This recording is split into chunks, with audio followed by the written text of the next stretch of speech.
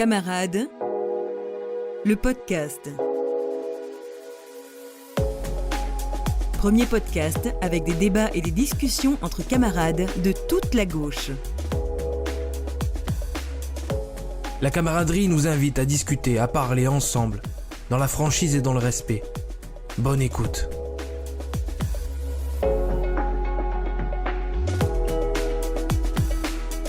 Camarades, épisode 11 aujourd'hui avec deux camarades, peut-être une troisième camarade qui va nous rejoindre dans quelques instants. Abderrahim, engagé au Parti Socialiste, notamment chez les jeunes socialistes, et Baptiste, adjoint dans une commune des Hauts-de-France et engagé dans la convention de Bernard Cazeneuve. On va parler aujourd'hui qui pour incarner l'avenir de la gauche et on parlera notamment de Jean-Luc Mélenchon, de Bernard Cazeneuve, de Carole Delga, de Fabien Roussel et de Marine Tondelier également. Mais avant, on va faire comme on fait à l'accoutumée. On va parler de 2-3 sujets d'actualité et notamment ce qui se passe en ce moment. On va se poser la question, est-ce que la France vit dans la peur suite à l'assassinat du professeur Dominique Bernard à Arras il y a quelques jours et notamment aux nombreuses alertes à la bombe un peu partout dans les territoires. Est-ce que la France vit dans la peur avec l'évacuation des lycées et du château de Versailles? On l'a vu plusieurs fois. Même plusieurs fois par jour. Quel est le climat actuel ambiant? Baptiste? Oui, bonjour Baptiste et merci de ton invitation. Eh bien, te dire que effectivement, nous traversons un contexte politique et social très difficile, que nous devons dire notre soutien aux enseignants qui sont très durement éprouvés. Et il ne faut pas que ce soutien ne se traduise que dans des paroles, mais bel et bien dans des actes précis et forts. Et donc, évidemment, j'ai une pensée pour Dominique Bernard, pour lui, pour sa famille, pour ses proches. Et en même temps, je voulais dire que le geste qu'il a commis, c'est-à-dire de sacrifier sa vie pour protéger des élèves, fait que ça le rend durablement, comment dirais-je, c'est un héros et qui doit avoir la pleine reconnaissance de la nation. Abderrahim? Alors, moi, je trouve que en fait, nous vivons actuellement dans un quotidien qui est très terrifiant. On parle de Dominique, mais on peut aussi revenir il y a 3 ans sur Samuel Paty. On peut revenir sur ce qui s'est passé également en Belgique. Je pense que en France, nous ne sommes pas spécialement en sécurité. Quand je vois, pas que ça, en fait, on peut parler des attaques terroristes, mais on peut aussi parler du quotidien que vivent les gens, les femmes qui se font violer, les féminicides. Il y a vraiment beaucoup de choses qui se passent en France et les dispositifs qui sont mis en place ne sont pas assez efficaces. Et de même que les peines et les sanctions qui sont mises en place ne sont tout de même pas suffisantes. Je peux prendre un exemple tout mignon, c'est que les personnes qui vendent de la drogue sont souvent sanctionnées plus lourdement que les violeurs ou les pédophiles ou les auteurs d'agressions sexuelles de manière générale. Donc je pense qu'il faut se poser les bonnes questions à ce niveau-là. Est-ce que notre système judiciaire, est-ce que les projets de sécurité qui sont mis en place, je sais pas si projet est le bon terme, mais bon, c'est celui qui m'est arrivé tout de suite à la bouche, est efficace. Et qu'est-ce qu'on peut faire de concret? Parce qu'on aime bien les paroles, les grandes paroles, mais nous on veut des actes. Merci Abderrahim, tu as tout à fait raison de parler de ça. Deuxième sujet qui est aussi en lien avec ça, parce que c'est intéressant en ce moment ce qui se passe notamment tout autour de l'école. C'est ce dimanche 22 octobre, 200 personnes rassemblées pour une marche blanche en hommage à l'INSEE, adolescente qui s'est suicidée en mai dernier, c'était il y a quelques mois, à l'âge de 13 ans. Parallèlement à cette marche blanche, un appel qui appelle à mieux écouter les victimes de harcèlement et à sanctionner les auteurs en milieu scolaire.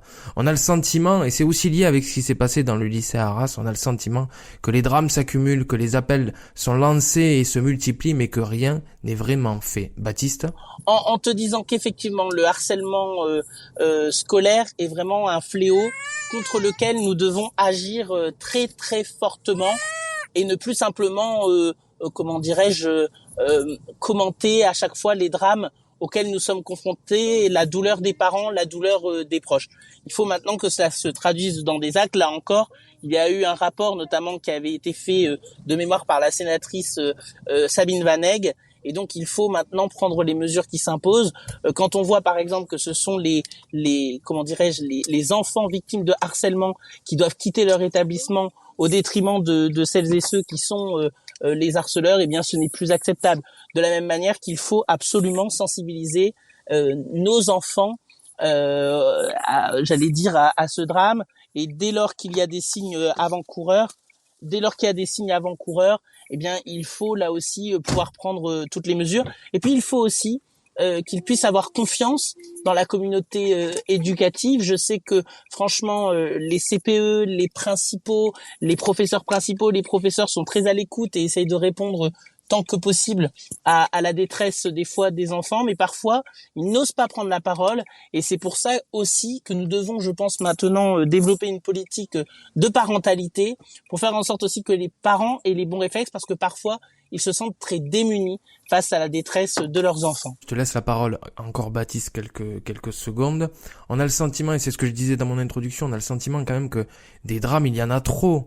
Des suicides, il y en a énormément. Donc, est-ce qu'on a un retard au niveau de l'éducation? Est-ce que c'est l'État qui n'est pas courageux pour prendre des dispositifs?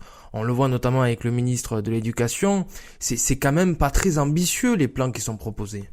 Oui, c'est vrai, mais parce que je pense qu'il y a d'abord, faut être très clair, je pense que pendant de très longues années, il y a eu une sous-estimation de la situation que nous traversons. Je pense que il n'y avait pas de prise de conscience des drames que vivait un certain nombre. Lucidité sur les situations. Oui, je pense. En tout cas, c'est mon analyse. Maintenant, il y a cette prise de conscience. C'est parfois d'ailleurs le plus difficile à avoir.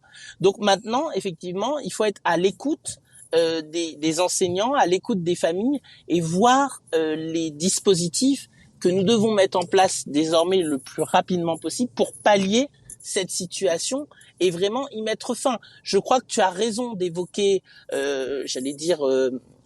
quelque part le retard à l'allumage. Et donc là maintenant, il faut agir parce que il s'agit de vie d'enfants, il s'agit de vie de famille, et nous ne pouvons pas nous résoudre à cette fatalité-là. Abderrahim, est-ce que tu veux rebondir sur ce sujet très important? Écoute, moi je pense que Baptiste a dit pas mal de choses. Après moi, le sujet de l'harcèlement scolaire, c'est quelque chose qui me touche directement parce que je l'ai subi. Je l'ai subi au primaire, je l'ai subi au collège. Au lycée, ça s'est arrêté, mais je l'ai subi pendant de très très longues années. Et à chaque fois qu'il y a eu un problème, on a toujours dit à mes parents, votre enfant doit aller consulter un psychologue. Est-ce qu'il se sent bien dans sa peau? Oui, mais en fait non, je me sens bien dans ma peau. C'est juste que je me fais agresser, je me fais harceler, on me fait des petits coups méchants à chaque récréation. Donc non, ce n'est pas à moi de savoir si je me sens bien dans ma peau. C'est pourquoi ces enfants harcèlent et pourquoi on les laisse faire. Moi, je me souviens par exemple au collège, il y avait un jeune qui arrêtait pas de vouloir se battre avec moi. À plusieurs reprises, il a essayé de me frapper et à chaque fois, soit je me laissais faire, soit en fait j'esquivais. Et un beau jour, j'ai répondu, je me suis battu avec lui. J'aime pas dire ça comme ça, mais j'ai gagné la bagarre et c'est moi qui ai pris le tarif, c'est moi qui ai pris 3 jours d'exclusion. Et c'est moi qu'on a convoqué en conseil de discipline. Alors que, en fait, c'était lui qui passait son temps à venir me provoquer, à me chercher des noises. Donc oui, en effet, moi je trouve que le système est totalement honteux et que, il faut devenir intransigeant. Il faut être intransigeant avec l'harcèlement scolaire. Il y a pas 36 solutions. Tu harcèles, premier avertissement, deuxième, troisième, tu dégages. C'est fini. Après, bien sûr, je suis un petit peu brutal sur ça, mais je pense que voilà, derrière, il faut un accompagnement parce que retirer un jeune du cursus scolaire par rapport à son comportement, c'est quand même le condamner à une vie difficile parce que sans études, on va pas très loin. Mais il faut bouger et il faut être bien radical sur les comportements parce que c'est très banalisé. Merci Baptiste et Abderrahim d'avoir parlé de ce sujet. Pas très drôle, pas très heureux et pas très joyeux, mais ça montre aussi quand même qu'il y a la nécessité d'agir dans ce sens-là. Le plaisir aujourd'hui d'accueillir également avec nous Pauline Rapilly-Ferniaud, engagée à Boulogne-Billancourt, conseillère municipale et engagée auprès de Europe Écologie Les Verts. Pauline, nous sommes en train de parler du harcèlement scolaire et de cette marche blanche qui a eu lieu ce dimanche 22 octobre en mémoire de l'INSEE, adolescente qui s'est suicidée. Le harcèlement scolaire et les suicides qui se multiplient, les enfants qui se suicident de plus en plus tôt, c'est un vrai sujet dont il faut parler. Pauline ?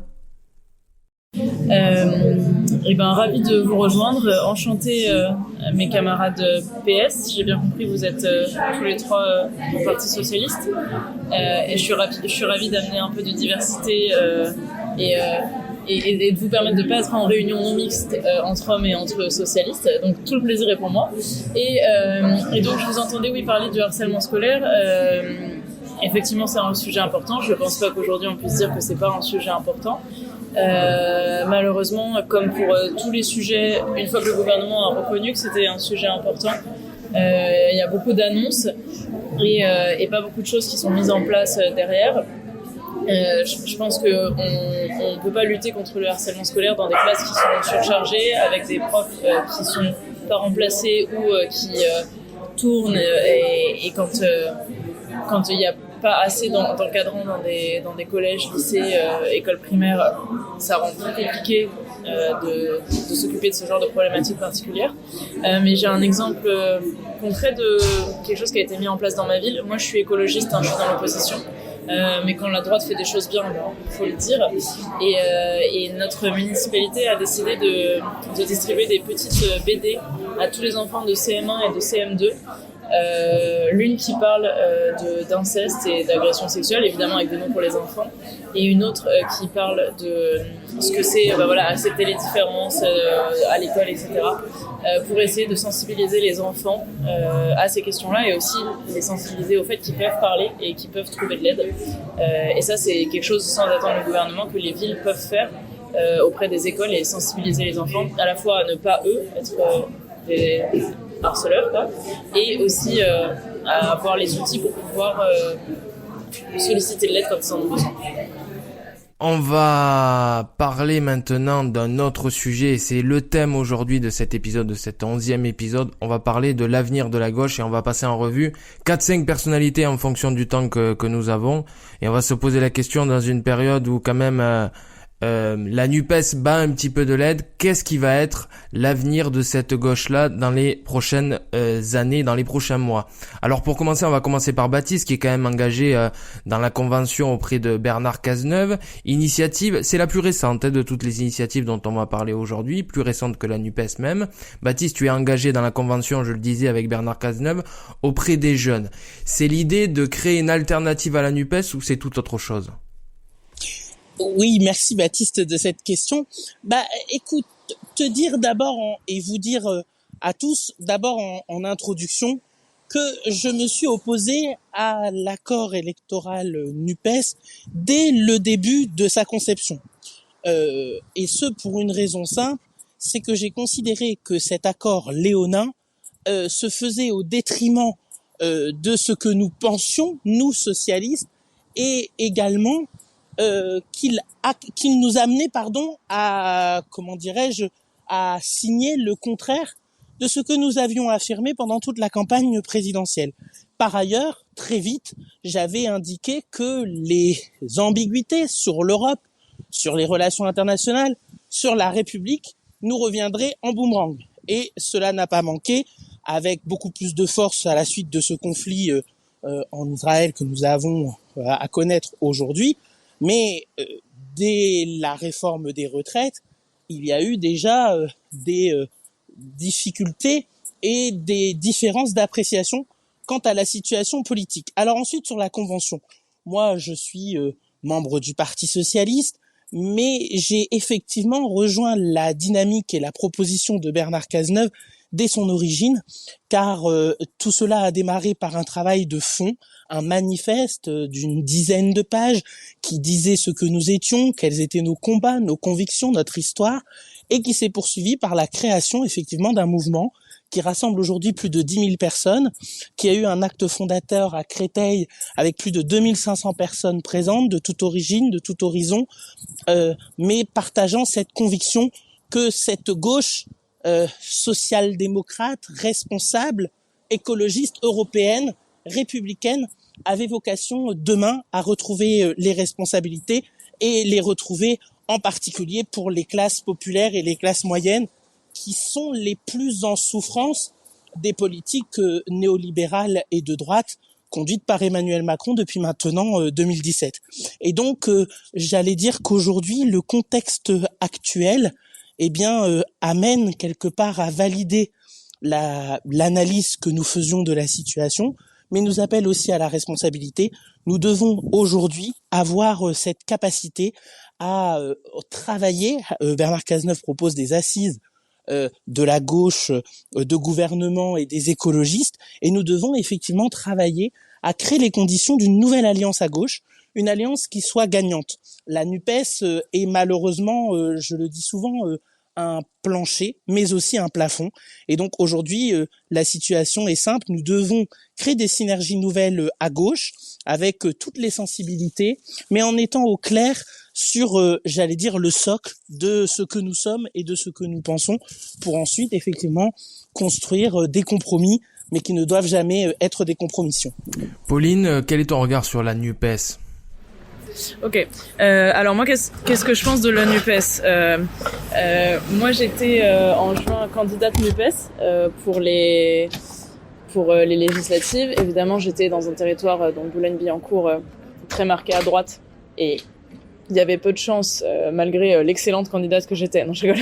Mais il y avait peu de chance que je gagne. Par contre, moi, ça me fait toujours sourire les personnes qui aujourd'hui n'existent politiquement que pour taper sur la NUPES, et donc qu'on entend et à qui on ne tend le micro que pour dire la NUPES c'est mal. Il faut écouter aussi les autres les autres propositions qui peuvent être faites. Oui, moi j'entends bien les autres propositions, voilà. Mais il me semble que là, par exemple, quand on évoque Monsieur Cazeneuve, c'est quelqu'un qui a été au pouvoir sous François Hollande. Et pour moi, ce mandat du Parti Socialiste avec François Hollande, avec Cazeneuve qui était là jusqu'à la fin, a contribué énormément à faire que les gens ne croient plus en la politique, à faire que les gens ne croient plus en la gauche, à faire que le PS est ce qu'il est aujourd'hui, mais ça, moi, je suis pas du PS, mais à faire que les gens se détournent de la politique. Et j'accorde peu de crédit aux personnes qui ont accompagné la dérive de restriction de nos droits et libertés de manifester, par exemple. Moi, j'ai commencé à avoir peur des violences policières sous le quinquennat Hollande. Et en fait, toutes les personnes qui ont contribué à ça, qui aujourd'hui nous disent « Oh, quel scandale, vous êtes dans la NUPES. Nous, regardez, on va faire beaucoup mieux. » Je suis très, très amusée, ça va être le terme gentil. Je suis très amusée de voir ces gens qui ont mené l'échec de la gauche, qui ont trahi, nous expliquer que ça va être eux la nouveauté et eux l'alternative. Déjà personne. Bon, moi je trouve toujours regrettable, je le dis assez simplement, mais avec force quand même, que ce soit des membres de partis de gauche qui accréditent la thèse de la trahison lors du quinquennat de François Hollande. Il n'y a pas eu de trahison lors du quinquennat de François Hollande. Il y a eu une gauche qui a affronté la réalité du pays telle qu'elle était et qui a mené des politiques dont je rappelle quand même qu'elles ont permis de réduire les inégalités, qu'elles ont permis d'amener de nouveaux progrès sociétaux, qui ont permis d'ancrer la réussite, je rappelle, de la COP21. Donc voilà, moi je trouve toujours le procès en trahison fait d'ailleurs par la gauche assez regrettable. Après qu'il y ait eu, c'est vrai, excuse-moi, en fait, ça a tellement bien marché, que Hollande n'a pas pu se représenter, quoi. Mais en effet, je termine. Qu'il y ait eu des déceptions, bien évidemment, qu'il y ait eu des regrets. Moi, je suis le premier à le dire. J'ai bien évidemment combattu la déchéance de nationalité. J'ai regretté que nous n'allions pas au bout, même si la majorité était peut-être difficilement atteignable sur le droit de vote des étrangers, parce que on sait la configuration du Sénat était compliquée. Mais moi, je considère que faire de la politique, c'est d'assumer des convictions, y compris lorsque parfois nous menons des combats et que nous perdons un vote. Je trouve que c'est moins grave de perdre un vote que de ne pas aller au vote. Voilà, donc je le dis très simplement. J'ai regretté certaines dispositions de la loi travail, mais une fois qu'on a dit ça, ça ne peut pas effacer toute l'action qui a été conduite. Et donc là-dessus, moi je pense que, encore une fois, voilà. Deuxième élément, je pense qu'il faut arrêter de refaire sans cesse l'histoire du quinquennat de François Hollande et les procès en trahison, etc. Parce que la réalité, c'est qu'aujourd'hui, nous avons la droite au gouvernement et depuis maintenant 2017, et qu'il me semble que la gauche devrait s'accorder là-dessus. Deuxième et troisième et dernier élément, la question n'est pas celle de se dire la convention incarnerait la nouveauté. La question, c'est plutôt celle qui est posée à toute la gauche, de se dire comment on crée une alliance qui permette de gagner. Moi, je suis pour l'union de la gauche, et je pense que tout le monde est pour l'union de la gauche. La question, c'est l'union de la gauche, en tout cas, moi, ma perception, c'est que l'union de la gauche doit être un moyen et non un but en soi. Parce que, encore une fois, la NUPES, je rappellerai que tu l'as dit, malgré toutes tes qualités, tu n'es pas député, Jean-Luc Mélenchon n'est pas Premier ministre, et nous avons toujours une politique de droite au gouvernement. Et je rajoute un dernier élément, parce que vraiment après je suis trop long.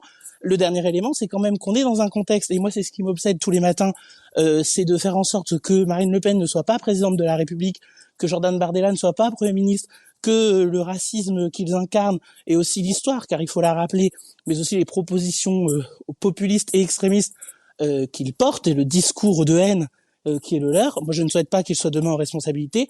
Et donc, ça crée une responsabilité supplémentaire de pouvoir travailler à une alliance de la gauche qui, encore une fois, nous permette de gagner, car c'est cela l'enjeu, en étant lucide sur notre passé, mais en ne refaisant pas le film à chaque fois, mais surtout en préparant l'avenir.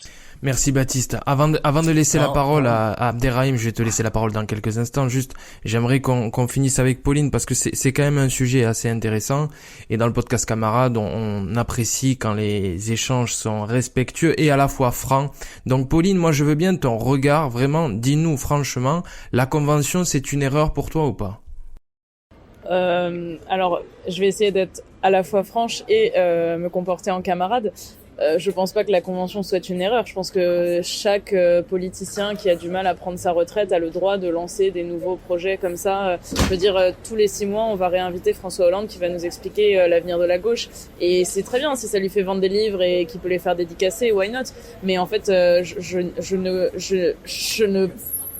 n'accorde aucun espoir et dans ça. Enfin, honnêtement, y a un point sur lequel Baptiste et moi on va être d'accord, c'est quand il a dit l'union de la gauche, ça doit être un moyen et pas un but en soi. Je suis parfaitement d'accord. Mais aujourd'hui, quand on parle d'union de la gauche et que la seule ligne claire qu'on annonce, c'est nous on est contre la NUPES et depuis le début on était contre la NUPES, je pense qu'il faut aussi prendre en compte la réalité politique de la France. Et quand au soir du premier tour, Mélenchon il fait plus de 20% et que le Parti Socialiste il est autour de 1-2, que le Parti Écologiste dont je fais partie ne se fait même pas rembourser ses frais de campagne, on fait 4%, à un moment on peut décider qu'on veut faire le club des petits pourcents et réussir à faire 10 ensemble pour surtout pas toucher à Mélenchon. Mais on peut aussi décider qu'en fait on veut se donner les moyens d'accéder au pouvoir. Et pour ça en fait on regarde le paysage politique tel qu'il est. Et en fait, si Mélenchon et la France Insoumise font 22%, peut-être que c'est aussi ne pas respecter leurs électeurs et électrices, de dire « Ah, bah ça, on peut pas y toucher ». Parce que je finirai là-dessus. Si Mélenchon fait 22%, si la France Insoumise fait 22%, c'est pas qu'il y a 22% de gens qui sont pour la France Insoumise. C'est qu'il y a aussi des électeurs socialistes, des électeurs écologistes, des électeurs communistes qui, à choisir ce qu'ils préféreraient, auraient voté pour un de nos 3 partis, mais face à la possibilité qu'il y ait quelqu'un au second tour, ont voté Mélenchon. Donc c'est des gens qui sont prêts à faire cette alliance. Et que nous, on leur dise « Ah là là, mais ça pue en fait Mélenchon, nous on va faire une alliance mais sans lui, ok, mais allez faire un truc à 0,5% si vous voulez. Hein. Excuse-moi de t'avoir interrompu, je suis désolé. Mais en fait, c'est parce que je voulais vraiment rebondir sur ce que tu venais de dire. Rapidement. Oui, excuse-moi. Parce que tu résumes tout. En fait, il faut pas considérer que les 22%... Moi, je n'insulte pas les électeurs. Et les 22%... Dans mon entourage, je suis clair, hein, beaucoup de mes amis qui sont de gauche n'ont pas voté pour Anne Hidalgo, considérant qu'il fallait donner une chance à la gauche d'être au second tour, et que même s'ils ne partageaient pas les convictions et le projet de Jean-Luc Mélenchon, c'était lui qui avait la dynamique et c'était lui qui était en capacité de. Et donc, en fait, c'est là-dessus que je voulais me permettre de rebondir, et après je laisse la parole. C'est que il faut pas se tromper d'analyse. Oui, les électeurs de gauche veulent l'union. Mais attention, les électeurs de gauche veulent l'union, pas forcément sur un projet radical, sur un projet outrancier, qui a théorisé la stratégie du bruit et de la fureur, qui aujourd'hui, il faut quand même se le dire très lucidement, fabrique du vote Rassemblement national en quantité industrielle. Donc notre enjeu n'est pas celui-là. Notre enjeu, c'est de trouver les réponses qui permettent de répondre aux problématiques du quotidien. Et par exemple, mais je ne vais pas... Excuse-moi, tu viens de dire que Mélenchon fabrique du vote extrême droite ? Non, j'ai dit qu'effectivement, la stratégie du bruit et de la fureur, la stratégie qui veut conduire à la conflictualisation permanente, eh bien cette stratégie-là, oui, contribue à fabriquer du vote Rassemblement national parce que les gens qui Moi je mets une petite alerte sur ces raccourcis quand même, de dire en fait ça, non mais de pointer des concurrents non, je ne pointe pas des concurrents. Votre stratégie fait monter l'extrême droite. Je pointe une stratégie et je différencie. Et d'ailleurs, j'apprécie. Oui, mais je veux dire votre stratégie fait monter l'extrême droite. Ça, pour le coup. Je pense qu'aujourd'hui, ce qui fait monter l'extrême droite, c'est aussi la lassitude des gens face à des politiciens qui soit parlent dans leur bulle ou ne répondent pas à leur sujet. Mais je suis pas certain que Jean-Luc Mélenchon fasse monter l'extrême droite. Ou sa stratégie. Je n'ai absolument pas dit que c'était Jean-Luc Mélenchon intuitu personae. Je dis que c'est la stratégie qui vise à tout conflictualiser, qui vise à porter en garantie cela. D'ailleurs, je vais prendre un cas très rapide, mais pour expliquer pourquoi je dis cela. Les syndicats souhaitaient qu'on débatte lors de la réforme des retraites de l'article 7 relatif au report de l'âge légal de départ à la retraite. La stratégie de Jean-Luc Mélenchon a empêché la représentation nationale, toute tendance politique confondue, à débattre de cela, et nous aurions peut-être même gagné parce que il y avait des députés les Républicains qui étaient prêts à voter contre cet article en particulier. Et donc ça, oui, ça crée de la désespérance parce que quand vous faites grève une fois, 2 fois, 3 fois, 4 fois, 5 fois, 10 fois, que vous perdez des centaines d'euros alors même que vous devez arbitrer tous les mois entre se chauffer et se nourrir. Eh bien oui, cette stratégie-là, elle conduit au désespoir et elle conduit à un moment donné à se dire mais bon, qui nous entend et qui va essayer de porter ce que nous représentons. Et donc c'est ça que je dis et je ne veux pas qu'il y ait de caricature de mes propos, je suis très au clair, mais je pense que cet exemple illustre bien le risque que fait courir cette stratégie. Bon. Merci Baptiste et Pauline. Je vais essayer, d'essayer de recentrer les choses. Je comprends et c'est souvent dans les débats, que ça soit à la télévision, à la radio ou dans les débats publics en général, il y a toujours cette tentation et je la comprends et je la respecte totalement de parler du passé. Notre sujet aujourd'hui, c'est vraiment de se poser la question de l'avenir. Et qui à gauche pour porter, ça peut être plusieurs personnes, pour incarner l'avenir de la gauche, ça ne peut pas être qu'une seule personnalité, bien entendu. Donc il y a forcément plusieurs personnalités que nous sommes en train de passer en revue. Essayons, chers camarades, de rester focalisés sur l'avenir. Abderrahim, avant de te laisser la parole, on parle beaucoup et de plus en plus au niveau national de Carole Delga, présidente de la région Occitanie et présidente des régions de France. Quel regard tu portes sur cette personnalité ? Elle est ancrée dans une ruralité, elle a de l'avenir, elle souhaite peut-être devenir ministre ou présidente de la République. Alors, tout d'abord, avant de répondre à cette question-là, Baptiste, j'aimerais quand même apporter également mon regard sur la NUPES, qui, force est de constater, à part nous avoir permis de récupérer des places tout simplement dans l'hémicycle, ça n'a abouti à rien de plus. Depuis l'accord électoral, il n'y a eu que problème sur problème, que mésaventures sur mésaventures, que ce soit au niveau local ou au niveau national. Moi, de base, quand on m'a dit NUPES, je n'étais pas forcément contre. Voilà. Mélenchon me dérangeait un peu, mais j'étais déjà trop neuf, trop récent au parti pour pouvoir avoir un avis objectif. On m'a dit bon, Rassemblement de la gauche, yes, c'est super sympa, why not, pourquoi pas. On en a bien besoin. On fait les législatives. Là, j'ai pu découvrir les militants insoumis localement, les militants insoumis nationaux, et force est de constater que nos valeurs sont totalement différentes avec eux, nos façons de travailler sont totalement différentes, et eux, leur objectif, c'était tout simplement pas le Rassemblement de la gauche, mais Mélenchon Premier ministre. Soit ainsi soit-il, ça m'a pas forcément dérangé.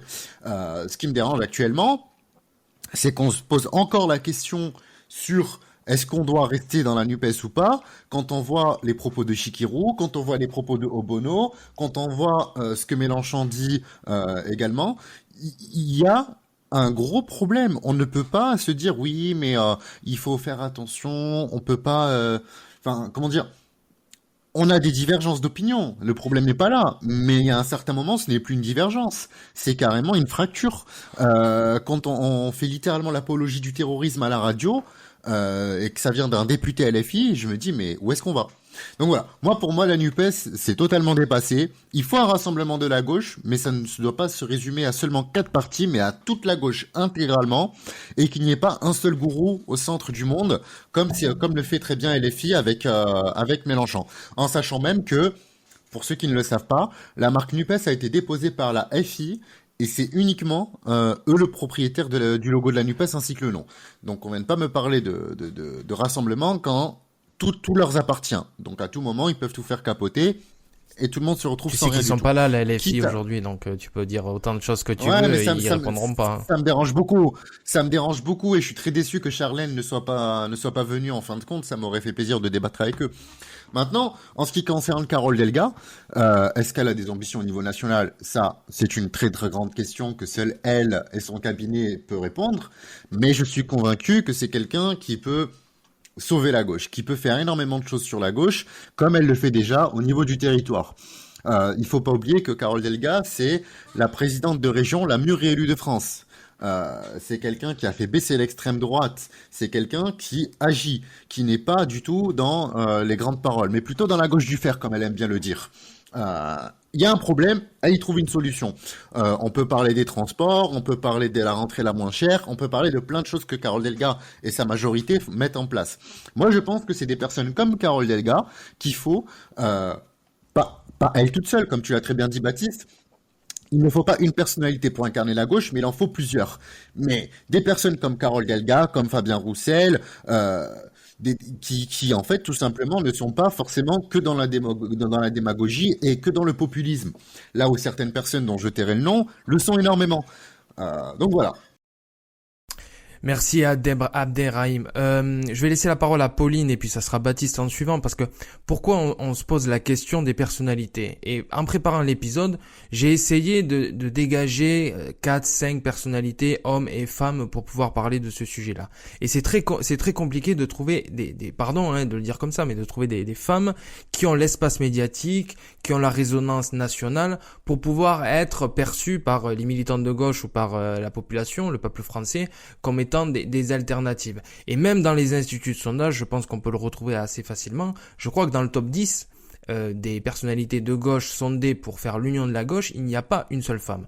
Pour autant, aujourd'hui, on a avec nous Pauline, engagée Europe Écologie Les Verts, et Europe Écologie Les Verts est pilotée d'une certaine façon par une femme, Marine Tondelier. Est-ce que tu peux nous parler est-ce que tu en es fier déjà de ça, et est-ce que tu penses aussi que nous devons laisser plus de place aux femmes pour que l'avenir de la gauche soit aussi, peut-être d'une certaine façon, écoféministe?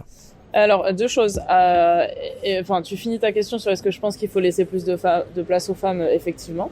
Je pense qu'il n'y a pas de débat là-dessus, même si on en est loin. Avant ça, je trouve ça quand même incroyable que là, en particulier aujourd'hui, on soit en train de discuter de Carole Delga, avenir de la gauche, alors qu'on est dans l'année la plus chaude qu'on a jamais connue. Les effets du dérèglement climatique se manifestent au quotidien sous nos yeux. On le sent de manière palpable dans nos corps. Et que aujourd'hui, Carole Delga, elle va contre l'avis de 1500 scientifiques. Je le refais parce qu'il y a eu un scooter. Carole Delga, elle va contre l'avis de 1500 scientifiques pour imposer une autoroute qui va faire gagner 18 minutes. Un projet, je reviendrai pas sur l'absurdité du truc. Mais donc là, on est dans un podcast. Je finis. On est dans un podcast où on évoque l'avenir de la gauche. Pendant ce temps, ce sont les CRS qui sont en train de déloger en utilisant une violence disproportionnée des écologistes non violents qui voulaient empêcher et alerter sur l'absurdité de ce chantier. Et donc on est en train d'imaginer que cette femme pourrait être l'avenir de la gauche. Très bien, mais dans ce cas-là, c'est la gauche il y a 50 ans, quand on pouvait encore se passer de parler d'urgence climatique.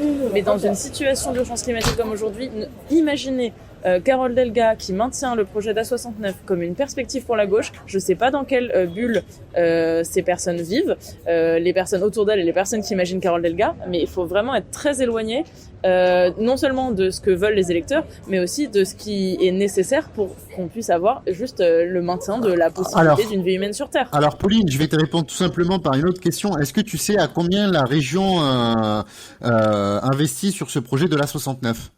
Ma question, c'est pas de savoir si la Non, région non, doit non, non, être mais 10, ma question est simple. 50%. Ma question est simple, Pauline. Ouais, mais je vais te répondre. À quelle Non, mais hauteur? je vais te répondre à ta question. Moi, mon sujet, ce n'est pas de savoir si la région met 1%, 10% ou 90% ou même 0,01% des financements.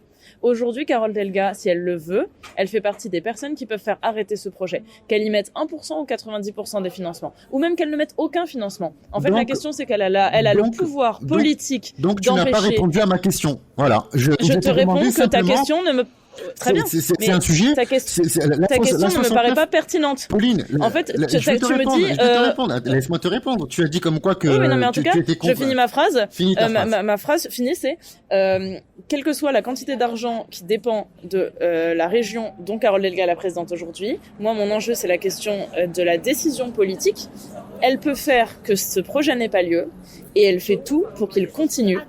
Et je ne vois pas comment ce positionnement politique peut être celui de quelqu'un qui se voit incarner l'avenir de la gauche et peut-être l'avenir de notre génération. Ah ben alors c'est simple. Dans un premier temps, je vais te donner le chiffre. La région investit à hauteur de 2%.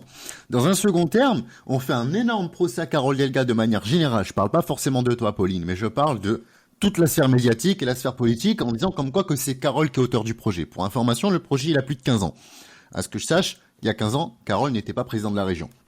Maintenant, la plupart des manifestants et des personnes qui sont là pour critiquer ce projet ne vivent pas le quotidien, ne sont pas en Occitanie, ne sont pas entre Toulouse et Castres pour savoir quelle est la réalité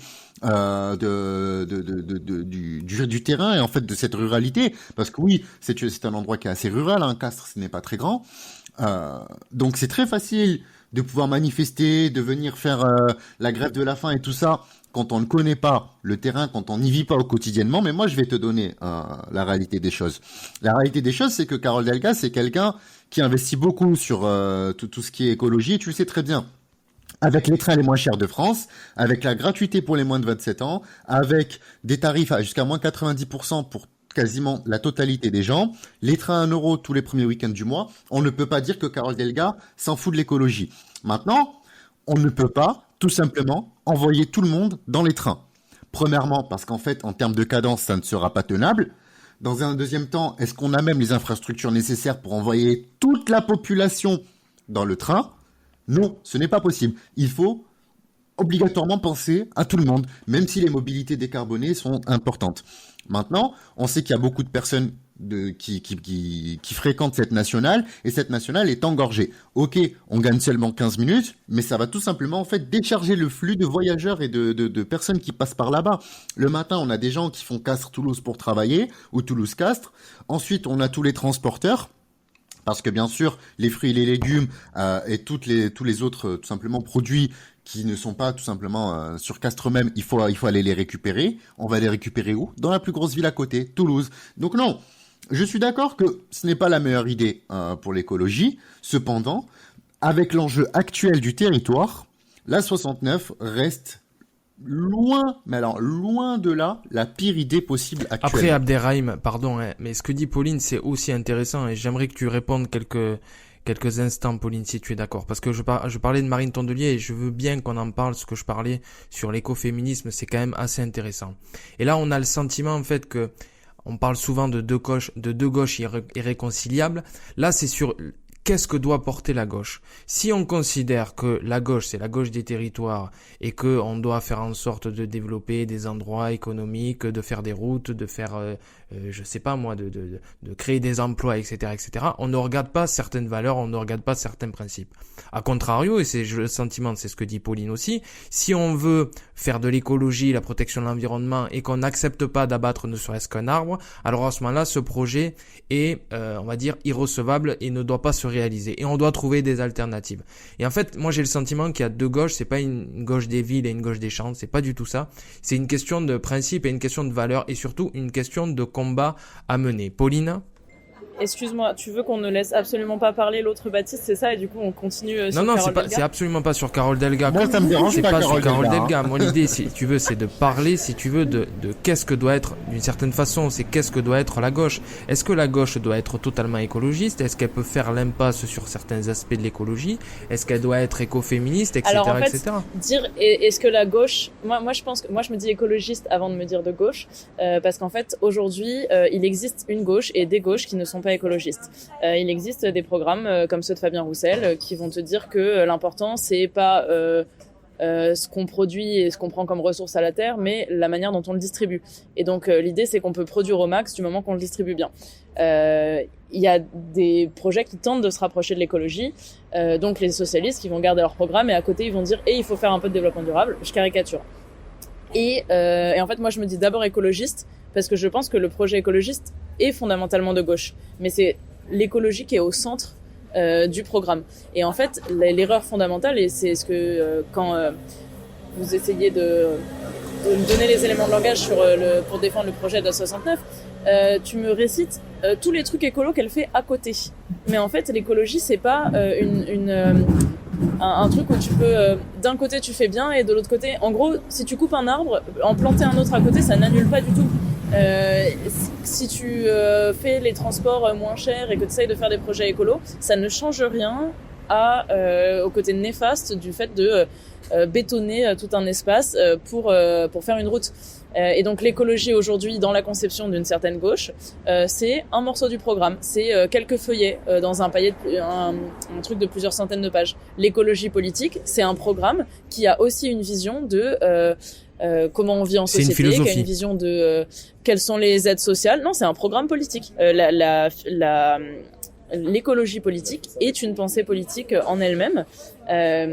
Et en fait, aujourd'hui, dire est-ce que la gauche doit être totalement écologiste? Moi, je pense qu'il n'y a aujourd'hui pas de programme sérieux pour notre avenir et pour un avenir vivable sur Terre. Alors, il y a peut-être des programmes qui gagnent les élections, mais il n'y a pas de programme qui nous permette de garantir la vie sur Terre aux enfants qui naissent aujourd'hui. Il n'y en a pas si c'est pas des programmes 100% écologistes. Ça n'existe pas. Donc je veux bien qu'il y ait des gauches pas écolos. Delga en représente une, Cazeneuve en représente une autre, mais je ne crois pas qu'elle représente un avenir. Alors, Pauline, je vais très rapidement, après on passe à la suite. Oui, très rapidement. Delga ne représente pas une gauche écologiste. Ça, pour ma part, je suis pas du tout d'accord avec toi. Mais pour reprendre ce que tu disais, tu fais des choses pour l'écologie, mais derrière tu bétonnes. Est-ce que tu as déjà fait Toulouse-Castres en voiture? Tous les jours à vélo. À vélo, carrément. Ah oui, c'est vrai que c'est Boulogne-Billancourt. Mais enfin, tout ça pour dire qu'en fait, actuellement, il y a une ligne de chemin de fer. C'est un fait. Et il faut continuer à investir dans le ferroviaire et tout ce qui va avec. Mais il faut être dans la réalité. Il ne faut pas mépriser la réalité des gens. Le train ne peut pas correspondre à tout le monde. La voiture, c'est un moyen. Il faut pouvoir exploiter la voiture, malheureusement, parce qu'actuellement, nous ne sommes pas en capacité, tout simplement, d'assurer tout le flux qu'il y a entre Toulouse et Castres seulement en train. Et va demander à un mec qui bosse à l'autre bout de Toulouse de faire 2 heures de vélo le matin et 2 heures de vélo le soir. Va demander à quelqu'un de prendre le train. Là, ça sera quand même plus intéressant. Mais il n'empêche que il n'y a pas un train tous les 10 minutes qui fait Toulouse-Castres. C'est pas un peu abusé de demander à ces gens-là de payer 18 € pour prendre une autoroute? Ça fait l'autoroute la deuxième plus chère de France. C'est pas un peu abusé aussi? Alors, je ne pense pas que ce soit Carole Delga qui fixe le prix de l'autoroute, malheureusement. Et je pense que si c'était elle, ça serait une autre histoire en termes de tarifs. Mais en attendant, il n'y a pas d'infrastructure digne de ce nom pour les mobilités pendulaires. Et donc, il faut absolument faire quelque chose pour pouvoir répartir la charge de l'urbanisation. Sinon, comment vous voulez pas que les gens ils se cassent de Castres, qu'ils se cassent des petits villages ruraux et qu'ils aillent dans les grandes villes? Parce que quelqu'un qui est à Castres et qui en fait est obligé de passer par la nationale matin et soir, qui est engorgé comme pas possible, ou alors de devoir prendre un train et de se lever 2 heures plus tôt, parce que, encore une fois, tu ne peux pas faire un train toutes les 10 minutes entre Toulouse et Castres, t'as pas le choix, il faut pouvoir mettre une autoroute pour que les personnes qui bossent sur Castres puissent aller à leur travail sur Toulouse, puissent aller tout simplement faire ce qu'ils ont à faire en plein centre-ville. Sinon, Ben, ce qui va se passer, c'est qu'on va désertifier tous les endroits qui sont ruraux et on va se retrouver avec tout le monde sur Bon, Toulouse. merci Abderrahim, même si c'est pas un sujet forcément sur la 69, ça dit des choses quand même sur les uns et sur les autres et sur les choix politiques qui sont faits. Baptiste Ménard, engagé auprès de Bernard Cazeneuve notamment, est-ce que tu es d'accord pour répondre sur mon propos introductif qui était d'une certaine façon de dire, est-ce que la place des femmes en politique et notamment à gauche est assez représentatif de l'espoir, de l'ambition que nous devons avoir? Bah, écoute, oui, je me suis pas prononcé sur le précédent débat parce que je considère que, alors c'est en même temps très important, hein, mais je considère que par rapport au sujet qui était posé, et honnêtement, je ne connais pas suffisamment le sujet pour avoir un avis, si ce n'est que je voulais simplement dire qu'il faut qu'on fasse très attention, y compris à gauche, quand on aborde ces débats-là, au-delà des postures politiques, de se dire quel est le quotidien des gens et comment on peut faire concilier nos valeurs, nos objectifs, mais aussi de répondre aux attentes de la population. Alors, sur les femmes en politique, écoute, moi j'ai toujours soutenu des femmes, la plupart du temps je crois, j'ai quasiment toujours soutenu des femmes, et j'ai toujours constaté qu'effectivement, elles sont invisibilisées, elles sont décrédibilisées, elles sont attaquées. Dès lors qu'une femme parle fort, on dit qu'elle est hystérique, alors que chez un homme, on dira qu'il est courageux et qu'il a du caractère. Donc ça, c'est une évidence. Après, je pense qu'il faut qu'on fasse attention à ne pas griller les étapes. Je comprends le sens de ta question, mais je pense que la question de l'incarnation doit venir dans un second temps. C'est-à-dire que je pense que là, et d'ailleurs, si on parle des incarnations tout de suite, on va se crisper. C'est pour ça que moi, je suis pas favorable non plus à ce qu'à chaque fois on dit Jean-Luc Mélenchon ci, Jean-Luc Mélenchon ça. Il faut parler aussi de mouvement politique, il faut parler de fond politique. Et donc, moi je pense que pour la gauche, le défi qui lui est posé, qui lui est adressé aujourd'hui, c'est d'abord de prendre les sujets les uns après les autres, et puis de discuter sur le fond, de confronter nos points de vue.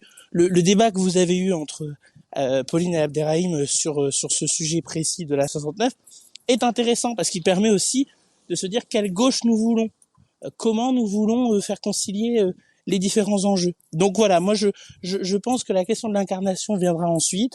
Je trouve aussi d'ailleurs assez scandaleux, je le dis, qu'à chaque fois on se pose la question de dire ouais mais alors il y a pas de femmes, etc. Je suis désolé, il y a des sénatrices, il y a des députés, il y a des femmes maires, des femmes à la tête de régions, etc. Donc c'est aussi la responsabilité des médias de rendre visible cet engagement des femmes. Et puis de faire en sorte que plutôt que de se dire ah ben c'est quel homme va pouvoir représenter la gauche, plutôt de se dire d'abord quel est le projet et qui est la personnalité politique la plus à même de le porter dans le rassemblement et dans la clarté, dans les cohérences. Oui, c'est très juste ce que tu disais, et Pauline le disait à un moment donné dans notre discussion, il y a aussi le système, on l'appelle politico-médiatique, mais surtout médiatique, qui tend à inviter toujours les mêmes, à laisser la parole aux mêmes, donc ça nous enferme aussi dans une certaine facilité, dans une rassurance de se dire ben voilà, cette semaine Jean-Luc Mélenchon n'est pas passé à la télé, donc il faudrait qu'il y passe. Pauline, par rapport à ce que dit Baptiste, si tu veux réagir, bien sûr. Pardon, sur ce que dit Baptiste sur la place des femmes. Oui, sur ce qu'il était en train de dire, qu'il faut pas forcément non plus miser sur l'incarnation. Ouais, j'adore quand on a attaqué personne, mais que ça commence par ah oui, c'est important la place des femmes. Mais bon, faut pas dire qu'il y a pas de femmes, il y a quand même des maires et des sénatrices et tout ça. J'invite quand même à regarder la proportion d'hommes et de femmes élus pour voir le gap qui reste encore à atteindre pour ne serait-ce qu'atteindre juste l'égalité. Par ailleurs, je suis d'accord avec le fait de dire il faut pas se retourner la tête à se demander qui est l'incarnation. Faut se demander quel est le projet et vers où on va ensemble. Ça, je suis Pauline, d'accord. excuse-moi, c'était pas du tout dans ce sens-là. Excuse-moi si ça n'a pas été clair mon propos. C'était pas du tout dans le sens bon, il y a quand même des femmes, donc arrêtez de nous poser ce débat-là. C'était dans le sens où elles sont invisibilisées. Elles ne sont pas. Ah, voilà. ça oui. Non, ça oui, bien ça sûr. oui, ça oui. Par contre, je suis très clair. On est encore très loin de la parité. Les règles de parité sont contournées. On l'a vu encore récemment au sénatorial. c'est toujours les femmes qui font les Alors, les écolos sénatoriales, non, mais on veut mettre plus de femmes et rajeunir, et on a réussi. Donc, quand on veut... non, mais je suis complètement d'accord, mais malheureusement, peut-être, enfin, malheureusement, je te le dis avec un clin d'œil, il n'y a pas que des écolos qui ont été élus au Sénat, et il n'y a pas que les écologistes qui ont déposé des listes, et donc très clairement, ce que je voulais dire par là, sans attaquer Europe Écologie Les Verts, qui pour le coup, sur cette question, est en pointe, et depuis d'ailleurs longtemps, même si je rappelle aussi que les écologistes ont porté avec les socialistes, lorsque Lionel Jospin a été aux responsabilités, les lois, en tout cas qui ont quand même contribué à tendre vers la parité sur certains scrutins, à permettre la parité réelle sur d'autres. Et puis il y a encore du chemin à faire, mais non, c'était plutôt pour dire que on sait bien que la droite d'ailleurs en particulier, mais pas seulement, il y a aussi des formations de gauche qui ne sont pas exemplaires sur le sujet, contournent la parité et empêchent justement cette parité d'aboutir. Au Sénat, c'est quand même scandaleux, même s'il y a eu des progrès, on n'y est pas. À l'Assemblée, c'est pareil, même si pour le coup la gauche a amené plus de députés femmes que les autres formations politiques, mais une fois qu'on a dit ça, voilà, on n'y est pas. Donc je voulais juste corriger pour dire que c'était absolument pas pour minorer le propos, c'était au contraire pour dire que elles ne sont pas majoritaires, mais que celles qui sont là, on ne les rend pas visibles. Voilà. Pauline? Non, très bien. Dans ce cas-là, pas de problème. J'allais dire Machimouchkil, et après je me suis dit non, c'est trop grave de parler arabe en ce moment, on va se faire taper sur les doigts. Mais donc je resterai en français, il n'y a pas de problème. C'était quoi l'autre question, l'incarnation? Je suis d'accord avec mon cher camarade Baptiste qui dit que il faut d'abord s'entendre sur le projet. Mais comme dans notre petit monde politique, on parle aussi beaucoup d'incarnation, je trouve ça intéressant que dans toutes les potentielles figures pour incarner la gauche qui ont été évoquées, il y en a qui sont quand même un peu centrales aujourd'hui, qui sont pas du tout évoquées. On n'évoque pas Clémentine Autain ou François Ruffin, qui sont pourtant aujourd'hui des personnes qui pourraient peut-être rassembler, en tout cas plus que Fabien Roussel ou que Carole Delga d'une certaine manière. Je trouve ça curieux que ces personnes soient pas évoquées. Tu es là pour le faire, c'est parfait. non, mais parce que voilà. Non mais je dis. Alors, Clémentine Autain rassemblée, je suis pas très d'accord, perso. Qui a dit ça? Qui a dit je suis pas d'accord que Clémentine Autain rassemblée? Abderrahim. Ah oui, d'accord. Parce que c'est vrai que par rapport à Delga, il faut qu'elle progresse encore, Clémentine Autain, si elle veut réussir. Mais justement, tu vois, Baptiste, c'est pour ça que je souhaite pas qu'on parle des personnes, parce que dès lors qu'on évoque des personnalités politiques, ça renvoie à des représentations, et en fait, je pense que ça n'a pas beaucoup d'intérêt, y compris pour celles et ceux qui nous font l'amitié et l'honneur d'écouter ensuite ton émission. Je pense que ce qui est important, c'est d'abord, encore une fois, de parler du fond, parce que d'ailleurs, c'est en parlant du fond parfois qu'on découvre que des personnalités auxquelles on prêterait pas forcément attention spontanément se retrouvent être d'accord avec ce que tu penses. Et donc du coup, c'est comme ça aussi qu'on fait tomber des barrières psychologiques entre guillemets, et c'est comme ça qu'on crée du rassemblement. Donc moi je souhaite vraiment qu'on parle du fond, en dehors d'ailleurs parfois des micros et des logiques médiatiques, qu'on fasse ce travail. Moi j'ai été la semaine dernière à Saint-Brieuc à la convention régionale thématique de la convention, alors ça va peut-être pas plaire à Pauline, mais on parlait du logement.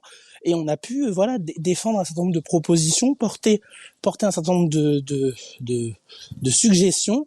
Et je pense que si tout le monde fait ce travail, et je ne doute pas que ce soit le cas, eh bien quand on se rencontrera, et pas juste avec robe de bure ou comme les bourgeois de Calais lorsqu'on est venu nouer l'accord électoral NUPES chez la France Insoumise, mais quand on discutera chacun en respectant son histoire, son identité, ses entités, ses personnalités, ses projets. Quand on prendra ce temps-là, eh bien, je pense qu'on peut arriver en 2027 fort d'un projet qui rassemble. Je considère que quand on fait un bon accord, c'est que finalement chacun ressort de la table de négociation en étant un peu insatisfait. Eh bien, ça veut dire que chacun a fait un pas vers l'autre. Et c'est comme ça que nous pourrons gagner en 2027 et c'est cela l'enjeu. Merci Baptiste. Sujet très très intéressant, débat très très intéressant autour de personnalités, de lignes politiques, mais j'ai la faiblesse de penser à titre personnel que la politique c'est aussi une affaire d'hommes et de femmes et que tout ça est vivant, tout ça change et que on peut pas faire non plus sans les personnalités, les parcours, les caractères aussi des uns et des autres. Avant de passer à la dernière question rituelle sur la camaraderie, Abderrahim a déjà eu le plaisir de répondre à cette question, donc elle sera posée à Baptiste et à Pauline comme mot de la fin. J'aimerais te demander, Pauline, comment tu définis ton engagement, parce que c'est quand même assez intéressant. J'avais vu un article de France 3 Région Île-de-France, sauf erreur de ma part, qui te présentait comme habitué aux coups médiatiques. On a beaucoup parlé des médias et de personnalités politiques. Comment tu te présentes, comment tu te situes par rapport à ça, cette définition? Ah, mais en fait, je m'aperçois que vous ne me connaissez pas. En fait, vous ne savez pas qui je suis. Mais moi, je te connais, mais c'est pour les auditeurs quand même. Ah, d'accord, ok. Ok, non, comment je me définis C'est marrant parce que t'évoques un portrait de France 3 que j'avais pas trop aimé, parce que je trouvais qu'il disait des trucs faux sur moi. Mais comment je me définis? Moi, en gros, je fais pas de la politique parce que j'ai envie de faire de la politique, ou je fais pas des actions parce que j'ai envie de faire des actions. Je m'engage parce qu'il y a des trucs qui me tiennent à cœur et des choses dans le monde qui m'indignent et que je voudrais voir être différentes. Et en gros, quand il y a des sujets qui m'indignent ou des choses que je voudrais changer, je me dis qu'est-ce qui me semble être le moyen le plus efficace de faire changer ça. Et donc je me suis engagée en politique parce que j'avais le sentiment que c'était en changeant nos règles de fonctionnement collectif qu'on pouvait faire changer les choses. Et parfois, il y a des sujets dont on parle pas. On a un système médiatique qui fonctionne sur le buzz et sur la petite phrase. Enfin, je veux dire, il y a eu un super rassemblement pour la Palestine il y a 3 jours et le débat c'était il y a une personne qui a dit Allahu Akbar ou 3 personnes qui ont dit Allahu Akbar. On a du mal à imposer nos sujets dans le débat médiatique. Du coup, il y a des moments où moi je voulais qu'on mette la lumière sur certains sujets. Je me suis dit en faisant des actions avec des images fortes, il y avait moyen de un peu hacker ce système médiatique qui ne fonctionnait qu'au buzz, en faisant des actions qui buzzent et en permettant d'imposer nos sujets dans les débats médiatiques. Et en fait, moi, je considère qu'il n'y a pas qu'une seule manière de s'engager. Et en politique, c'est pas parce qu'un jour on est élu qu'on n'a plus d'autres moyens d'action que la politique institutionnelle et politique politicienne un peu. Donc moi, si je devais me définir, c'est juste je prends et j'essaye avec tout ce que j'ai à ma disposition et qui me semble être utile à un instant T. Et parfois, si c'est aller bloquer un chantier pour une autoroute, je le ferai. Si parfois c'est plus utile de se présenter à des élections pour aller faire bouger les choses dans les institutions, je le fais. Mais je ne me refuse aucun moyen d'action. Je renonce seulement à ceux qui me paraissent pas pertinents au moment où il faut agir. Et si des gens veulent rejoindre le collectif Ibiza, c'est très simple, il suffit de suivre Collectif Ibiza sur Instagram. Vous verrez le sosie de Blanquer en maillot de bain et Gérald Darmanin qui se fait humilier. Et après, vous pouvez rejoindre notre groupe. Forme de militantisme et d'activisme, enfin une façon d'agir en politique, il y en a énormément de façon politique ou de façon aussi citoyenne, que ce soit par des élections, que ce soit en qualité de citoyen. Abderrahim, quel regard tu portes toi sur ces coups d'éclat ou des fois ces outrances qui peuvent être faites? Je dis pas que c'est le cas de Pauline, attention, je dis ça peut arriver et le système médiatique aussi d'une certaine façon l'encourage. Abderrahim? Alors, moi, je trouve que, pour être totalement honnête et sans trop tarder, parce que je vois qu'il est déjà 19h09, je pense qu'on peut pas se permettre de faire ce genre de choses quand on n'est pas capable de tout simplement nettoyer devant chez nous. Quand on a nous-mêmes des problèmes au sein de notre parti, pourquoi on va taper à droite, à gauche? Non, réglons d'abord nos problèmes à nous, nos conflits à nous, et ensuite, allons voir ailleurs. Et surtout, en fait, quand nous avons l'extrême droite qui arrive à plein fouet en 2027, comment on peut se permettre tout simplement de se taper dessus? Alors, j'avoue que je suis le premier à taper sur la LFI, et à juste titre selon mon point de vue. Cependant, ce n'est pas comme ça qu'on va faire avancer la chose. C'est pas comme ça qu'on va tout simplement contrer Bardella, Zemmour et tout ça en 2027. Donc moi, je trouve que ça anime un petit peu le débat. Voilà. C'est un petit peu rigolo sur Twitter, popcorn party pendant une demi-heure. Mais à longueur de journée, à longueur de semaine, à longueur de mois, à longueur d'année, on dépense trop d'énergie pour quelque chose qui n'en vaut pas la peine, alors qu'on pourrait tout simplement s'asseoir, se voir en vrai et débattre correctement avec du respect. Et le problème, c'est que les débats ne sont jamais respectueux, qui fait que, en fait, les gens ne veulent plus débattre. C'est moi je suis pour, toi tu es contre, toi t'es d'extrême droite, moi je suis ci, moi je suis ça. Mais Voilà. heureusement qu'il existe des émissions comme celle de Baptiste pour avoir un débat de qualité et respectueux de chacune et chacun. C'est exactement ça, parce qu'en fait, je prends l'exemple de la LFI, même s'ils sont pas là pour se défendre. La LFI, c'est soit t'es d'accord avec eux, soit t'es d'extrême droite, soit t'es un facho, soit ci, soit ça. Au bout d'un moment, si moi, par exemple, je prends l'exemple de Pauline avec la 69, si je commence à l'insulter parce que elle est On va totalement pas revenir contre, sur ça, que moi, Kamal. non, mais c'est juste un exemple, tu vois. Ça ne fait pas avancer le débat d'aller l'insulter ou de la critiquer ou quoi que ce soit. Elle a son avis, j'ai le mien. Nous avons débattu avec respect, je Oui, pense, Pauline. sortons Si je de t'ai ce manqué de sujet. respect, j'en Moi, suis désolé. j'avais envie de t'insulter, mais mes potes à côté ils me disaient non, Pauline, arrête d'insulter les gens, arrête, même si c'est pas des écolos, arrête. T'inquiète, j'ai eu le même sentiment, mais je me Les suis dit potes ont non, joué le on rôle va de pas faire ça, on va pas modération. faire ça. Et aussi, on m'avait pas dit que Non, vous mais étiez c'est surtout socialiste que avant, voilà. du coup, je suis un peu arrivée dans le truc. J'étais pas prête, tu vois. Sinon, vous auriez pris cher. Mais là, bon. Alors moi, je J'y suis ai- pas en qualité de socialiste ici. Ah, j'ai hein. peur. Je suis en qualité d'animateur et de Ça se, comment on dit, ça lâche les potes tout de suite. Ah non, non, moi je suis pas socialiste là.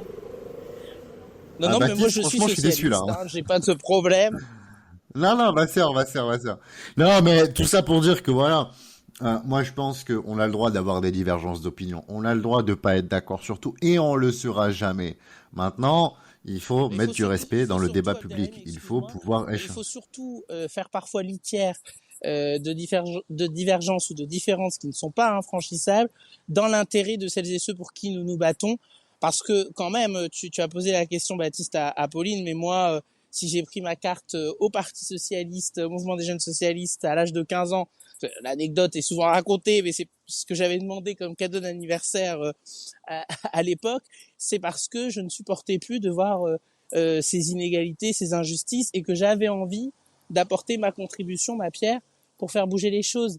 Et donc je pense que quand même, si nous sommes de gauche, c'est parce que nous sommes révoltés, nous sommes indignés face aux inégalités du monde, et que donc nous avons l'ardente obligation de trouver les voies et moyens pour permettre à chacune et à chacun de vivre dans un monde plus juste et plus solidaire. Et donc c'est ça notre enjeu, et je crois que ça vaut toutes les explications du monde.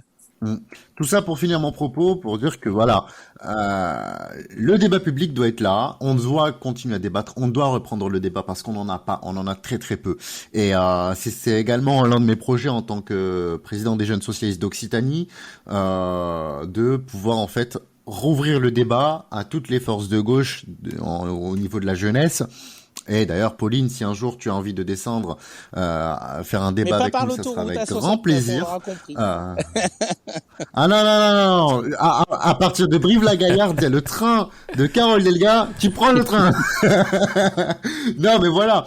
Moi, je pense que voilà, il faut redébattre et garder du respect. Quand il n'y a pas de respect, il n'y a plus de débat. Et c'est pour ça que ça fait un bon moment qu'on n'a plus du tout de débat. C'est pour ça que d'ailleurs que je te remercie énormément, Baptiste, avec cette initiative incroyable qui est le podcast Camarades, qui permet justement de pouvoir échanger et surtout garder un aspect de vraiment quelque chose de qualité, là où en fait les plateaux télé, tout ça, ça n'apporte rien. Cazeneuve, il dit je veux reprendre ma carte si on quitte la NUPES, ok, mais Non, moi je n'ai rien pas contre Cazeneuve, Bernard, mais je vois pas. en fin de podcast, je vois Là, la là, tentation. Voilà. Bon allez, il faut boucler, chers camarades, Ah. il faut boucler. Dernière question pour terminer ce 11e épisode. Merci d'avoir pris du temps et d'avoir échangé. Débat passionnant et animé que j'ai toujours le plaisir d'animer et de laisser la parole à celles et ceux qui s'engagent dans différents mouvements et différents territoires. Baptiste Ménard, quelle est pour toi ta définition, ta vision de la camaraderie ? Eh bien, écoute, je citerai Pierre Mauroy, qui disait que le socialisme, c'est d'abord la convivialité. Je crois que ça dit beaucoup. Alors, on a besoin aussi d'échanger, de construire, de partager, de débattre et de le faire dans un collectif.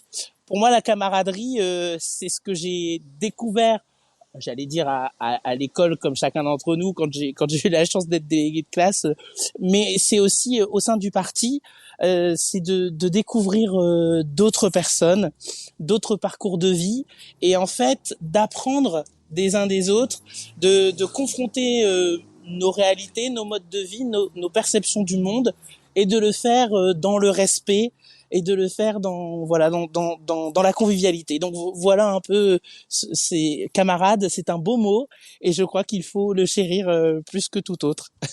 Merci beaucoup aussi Abderrahim et merci Pauline d'avoir été là pour ce 11e épisode. Je te laisse le mot de la fin. Quelle est pour toi ta définition, ta vision, si tu en as une, de la camaraderie? Qu'est-ce que c'est être camarade? C'est hyper dur de finir sur ça parce que en vrai, j'ai pas du tout c'est pas un terme qui est très utilisé chez les écolos. Et moi, j'ai tendance à l'utiliser comme ça en disant ah oui, c'est des camarades et tout. Et souvent, on me regarde en disant non mais chez nous, on s'appelle pas camarade ou ça c'est un truc de communiste. Et donc c'est pas un terme qui a beaucoup de sens, j'ai l'impression, ou qui est beaucoup investi chez nous. Mais je pense mais que tu utilises toi. Ouais, que moi j'utilise, mais parce qu'en fait c'est un peu une manière de se rappeler, j'ai l'impression. Quand on dit ouais non mais lui c'est un camarade, c'est un peu une manière de se rappeler. Là par exemple ça fait 2 semaines qu'on entend parler que de la NUP se déchire et entre les gauches on s'aime pas. Ça permet de se rappeler aussi qui est avec nous, qui ne l'est pas. Et en fait, au lieu de se taper sur la France Insoumise, le PS, le PC ou machin, aujourd'hui notre camp, il est minoritaire. Et le vrai enjeu, c'est avec qui on fait bloc face au recul de nos libertés imposé par Darmanin, par exemple, face à la nouvelle loi asile-immigration qui va arriver, face à l'appauvrissement d'une grande partie de la population française, etc. Et du coup, les gens qu'on désigne comme camarades, c'est une manière de se rappeler aussi dans le vocabulaire que à la fin, on est quand même ensemble, ou on devrait être ensemble, et que c'est pas contre eux ou dans des débats pour se dissocier d'eux qu'on devrait mettre le maximum de notre énergie, parce qu'à la fin, voilà, on est tous camarades. Après, je reprendrai quand même à mon compte, et je finis sur une note pas du tout sympathique. Les communistes qui, à la fête de l'UMA, disaient Roussel n'est pas un camarade. Je pense que je pourrais porter ce genre de t-shirt. Merci Pauline. Mais vous êtes mes camarades. Prochaine. Ah, ça fait plaisir. Très beau mot de la fin. On va en finir sur ça si vous êtes d'accord. Nous sommes tous camarades, tous les 4 en tout cas. Merci beaucoup Pauline, Abderrahim et Baptiste. À bientôt les camarades et merci encore Baptiste de cette invitation. Merci, rendez-vous mardi prochain, 18h, même jour, même heure pour un nouvel épisode du podcast Camarades. Camarades, le podcast. Premier podcast avec des débats et des discussions entre camarades de toute la gauche.